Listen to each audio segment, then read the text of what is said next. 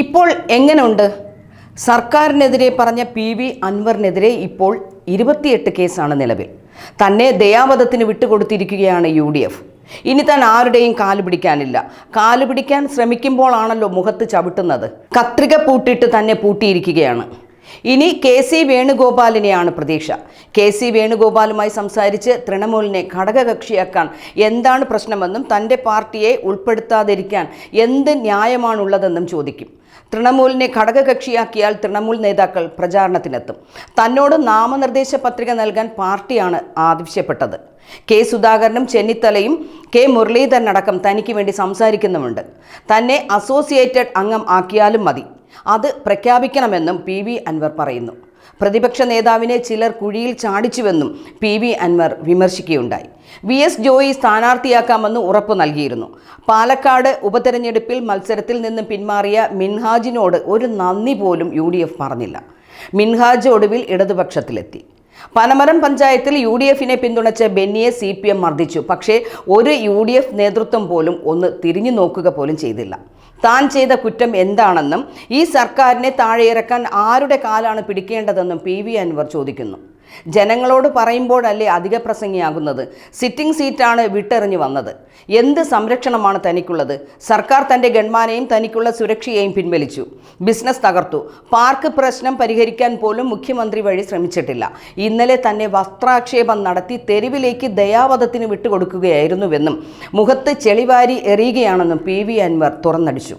UDFിൽ നിന്നും നീതി ലഭിച്ചില്ലെങ്കിൽ താൻ നിലമ്പൂരിൽ തനിച്ച് മത്സരിക്കുമെന്നും പ്രചാരണത്തിനായി വേണ്ടി വന്നാൽ മമതാ ബാനർജിയെ വരെ എത്തിക്കുമെന്നും PV അൻവർ പറയുന്നു. മുന്നണി പ്രവേശനത്തിനായി KC വേണുഗോപാലുമായി ചർച്ച നടത്തും. തൃണമൂൽ കോൺഗ്രസിനെ UDFിൽ എടുക്കാത്തതിലുള്ള അതൃപ്തിയിലാണ് PV അൻവർ. മാത്രമല്ല അൻവറിൻ്റെ നിലപാട് പറയട്ടെ എന്നായിരുന്നു VD സതീശൻ ഇന്നലെ പറഞ്ഞത്. എന്നാൽ VD സതീശനെതിരെ വാർത്താ സമ്മേളനത്തിൽ പേര് പറയാതെ PV അൻവർ വിമർശിക്കുകയുണ്ടായി. K. സുധാകരനും K. മുരളീധരനും ചെന്നിത്തലയും കുഞ്ഞാലിക്കുട്ടി അടക്കമുള്ള നേതാക്കൾ താനുമായി സംസാരിക്കുന്നുണ്ടെന്നും അൻവർ പറയുകയുണ്ടായി. മാത്രമല്ല UDFിൽ എടുക്കുന്ന കാര്യത്തിൽ വിട്ടുവീഴ്ചയ്ക്കില്ലെന്നും അവസാന വഴിയെന്ന നിലയിൽ കോൺഗ്രസ് ഹൈക്കമാൻഡിനെ സമീപിക്കുമെന്നുമുള്ള നിലപാടാണ് PV അൻവർ ഇപ്പോൾ വ്യക്തമാക്കുന്നത്. എന്നാൽ അൻവറിൻ്റെ മൂട്ടിൽ റോക്കറ്റ് വെച്ച് കെട്ടി ശൂന്യാകാശത്തേക്ക് വിട്ടിട്ട് കയ്യും കെട്ടി നോക്കി നിൽക്കുകയാണ് കോൺഗ്രസ്. അൻവറിൻ്റെ അഹങ്കാരത്തിന് ഇതൊരു ചെറിയ മരുന്ന് മാത്രമാണ്. കോൺഗ്രസിനെ സംബന്ധിച്ചിടത്തോളം നിലനിൽപ്പിൻ്റെ പ്രശ്നവുമായിരുന്നു. ഏതാണ്ട് 9 വർഷം കണ്ണിലെ കൃഷ്ണമണി പോലെ കൊണ്ടു നടന്നിരുന്നവരെയാണ് വെല്ലുവിളിച്ച് അൻവർ പുറത്തിറങ്ങി വന്നത്. അന്ന് സന്തോഷത്തോടെ കൈമാടി വിളിച്ച കോൺഗ്രസ്സുകാർ ഈ ചതി ചെയ്യുമെന്ന് അൻവർ സ്വപ്നത്തിൽ പോലും വിചാരിച്ചില്ല. അക്കരെ നിൽക്കുമ്പോൾ ഇക്കരെ പച്ച പണ്ടേയുള്ള ഒരു പ്രയോഗമാണ്. അൻവറിനും അത് തന്നെയാണ് സംഭവിച്ചത്. താനൊരു വലിയ സംഭവമാണെന്ന് അൻവറിന് തന്നെ തോന്നി തുടങ്ങിയപ്പോഴാണ് LDFനെ ഉപേക്ഷിച്ച് UDFിൽ പ്രവേശനം തേടി ഭിക്ഷാന്തേഹിയെ പോലെ നടക്കുന്നത്. അൻവർ ആരെ നിർത്തരുതെന്ന് ഉദ്ദേശിച്ചോ ആ ആളെ തന്നെ സ്ഥാനാർത്ഥിയാക്കിയതാണ് കോൺഗ്രസിൻ്റെ മിടുക്ക്. സമ്മർദ്ദ തന്ത്രങ്ങൾക്ക് തങ്ങൾ വഴങ്ങുകയില്ലെന്ന് കോൺഗ്രസ് ഒരിക്കൽ കൂടി തെളിയിച്ചിരിക്കുകയാണ്. ചേലക്കരയിലും പാലക്കാട്ടും നടന്ന ഉപതെരഞ്ഞെടുപ്പിൽ അൻവർ ഈ പാഠം പഠിക്കണമായിരുന്നു. ഇതാണ് പറയുന്നത്, കണ്ടാലറിയാത്തവൻ കൊണ്ടാലറിയുമെന്ന്. ഇന്ന് കേരള രാഷ്ട്രീയത്തിലെ എടുക്കാച്ചരക്കായി മാറിയിരിക്കുകയാണ് പാവം PV അൻവർ. കോൺഗ്രസിൻ്റെ ഭാഗത്തു നിന്ന് നോക്കുമ്പോൾ കോൺഗ്രസ് ചെയ്തത് ശരി തന്നെയാണ്. ലീഗിന് അടിമയാണ് കോൺഗ്രസ് എന്ന് പൊതുവേ ഒരു സംസാരമുള്ളപ്പോൾ അതിലുപരി ഓരോ ലീഗുകാരൻ്റെയും അടിമയാണെന്ന ചീത്തപ്പേര് മേടിച്ചു വയ്ക്കാതെ ഈ പ്രശ്നം അവസാനിപ്പിച്ചു. എന്നാൽ ഇനി അടുത്തത് വഴിയാധാരമാകാൻ പോകുന്നത് നമ്മുടെ കേരള കോൺഗ്രസ് മാണി ഗ്രൂപ്പാണ്. ഒളിഞ്ഞും തെളിഞ്ഞും കോൺഗ്രസ്സുകാർ കണ്ണു കാണിച്ച് വീഴിക്കാൻ ശ്രമിക്കുന്നുണ്ട്.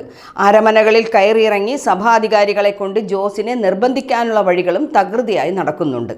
ഒടുവിൽ ജോസെങ്ങാനും കൂടെ പോയാൽ അൻവറിന് കിട്ടിയതിനേക്കാളും വലിയ സ്വീകരണമായിരിക്കും കിട്ടാൻ പോകുന്നത്. പാലായിൽ കഴിഞ്ഞ തവണ വാസവനാണ് തോൽപ്പിച്ചെങ്കിൽ അടുത്ത തവണ അത് വാഴക്കനിലേക്ക് മാറുമെന്ന് മാത്രമേ ഉള്ളൂ. രണ്ടിലും വാവുണ്ട്. ചരിത്രത്തിൽ ഇങ്ങനെ ഒരു രാഷ്ട്രീയ പാർട്ടി ഇല്ലായിരുന്നു എന്ന വിധത്തിൽ അവർ അവസാനിപ്പിച്ചു കളയും. കോൺഗ്രസ് എന്തെല്ലാം നമ്പറുകൾ കാണിച്ചിരുന്നാലും 26-ലെ തെരഞ്ഞെടുപ്പിൽ ഉദ്ദിഷ്ടകാര്യത്തിന് ഉപകാരസ്മരണ പറയേണ്ടി വരില്ലെന്നാണ് പൊതുജനാഭിപ്രായം. ഇതാണ് പറയുന്നത് അൻവറെ. കക്ഷത്തിലിരിക്കുന്ന തൊട്ട് പോവുകയും ചെയ്തു, ഉത്തരത്തിലിരിക്കുന്ന തൊട്ട് കിട്ടിയതുമില്ല എന്നുള്ളതാണ്.